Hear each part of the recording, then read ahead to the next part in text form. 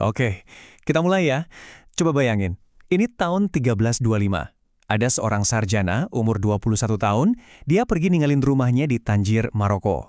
Waktu itu, dia sama sekali nggak tahu kalau perjalanan yang baru aja dia mulai ini bakal jadi salah satu petualangan paling gila dalam sejarah manusia. Awalnya sih niatnya simple banget, mau naik haji ke Mekah. Perjalanan suci yang dia kira-kira ya paling cuma makan waktu 2 atau 3 tahun lah. Tapi ternyata rasa penasarannya buat belajar dan berpetualang itu bawa dia ke jalan yang sama sekali nggak dia duga. Takdir punya rencana yang jauh lebih besar buat dia.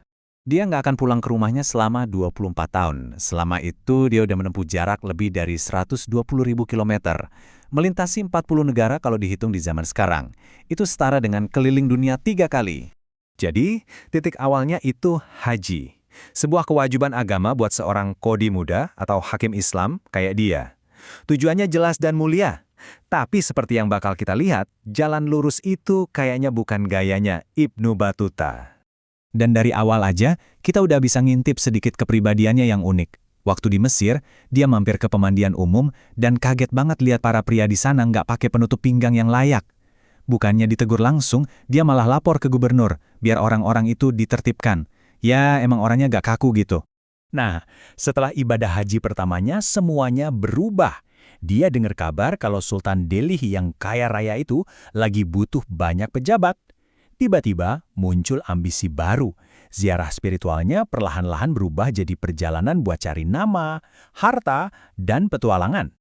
Oke, jadi langkah logis selanjutnya ya langsung ke India kan? Ketemu Sultan, terus mulai hidup baru jadi pejabat kaya. Kelihatannya sih simple, tapi ya tentu aja nggak sesimpel itu. Ibnu Battuta ini punya sumpah, dia nggak akan pernah lewat jalan yang sama 2 kali. Dan sumpah inilah yang bikin dia ngambil jalan memutar yang luar biasa selama bertahun-tahun, yang bawa dia keliling Persia, Afrika Timur, sampai Anatolia. Tujuan utamanya sih India, tapi ya sambil jalan dia mau bersenang-senang dan cari uang juga tentunya. Setelah bertahun-tahun keliling kemana-mana, akhirnya dia sampai juga di India, siap gabung di Istana Sultan Muhammad Tughlaq. Kekayaan yang selama ini dia dengar, kayaknya udah di depan mata. Tapi Delhi ternyata adalah tempat yang penuh kejutan. Hidup di Delhi itu kayak pertaruhan besar. Di satu sisi, sultannya baik banget, ngasih dia gelar, rumah, gaji yang gede banget. Tapi di sisi lain, hidup di bawah pemerintahannya itu artinya mempertaruhkan nyawa setiap hari. Kenyataannya, Sultan ini benar-benar nggak stabil. Dia bisa aja bunuh penasihat cuma karena beda pendapat. Dia nyiksa orang-orang suci. Dan yang paling ngeri, dia punya gajah eksekusi yang bisa melempar korban ke udara pakai pedang yang dipasang di gadingnya. Di titik inilah, Ibnu Battuta sadar datang ke Delhi adalah kesalahan besar. Paranoia Sultan akhirnya kena juga ke dia. Setelah salah satu temannya dieksekusi, Ibnu Battuta ditahan dan tinggal nunggu giliran.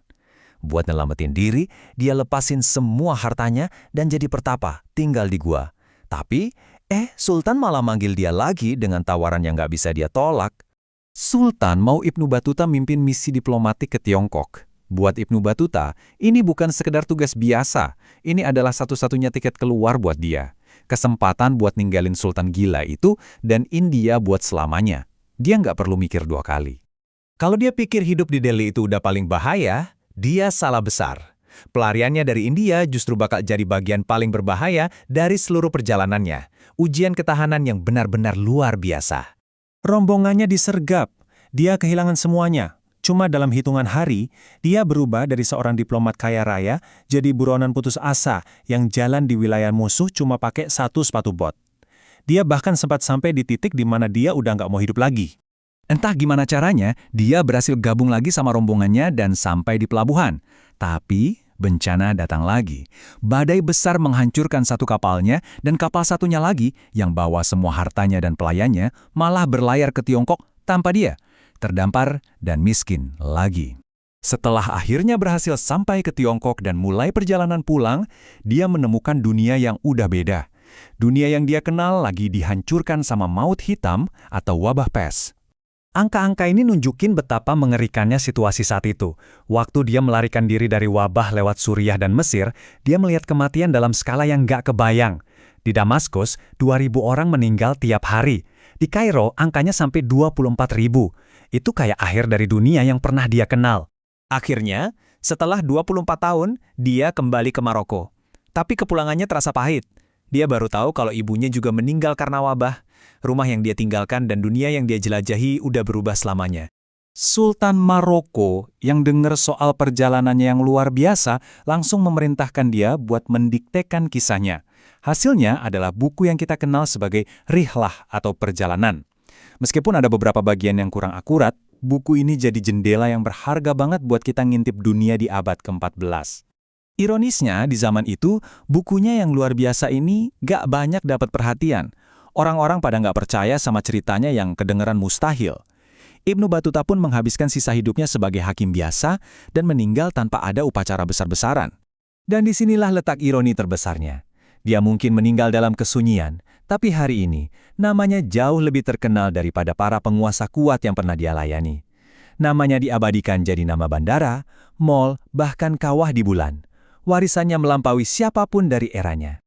Nah, ini yang bikin kita mikir. Kisah Ibnu Battuta nunjukin kalau dunia itu udah terhubung banget dari ratusan tahun yang lalu, lewat perdagangan, keyakinan, dan perjalanan. Tapi, di saat yang sama, dunia itu juga rapuh banget, di mana satu wabah bisa menghancurkan semuanya. Ini jadi cerminan yang kuat buat zaman kita sekarang, dan bikin kita bertanya, seberapa berbedakah dunia kita hari ini?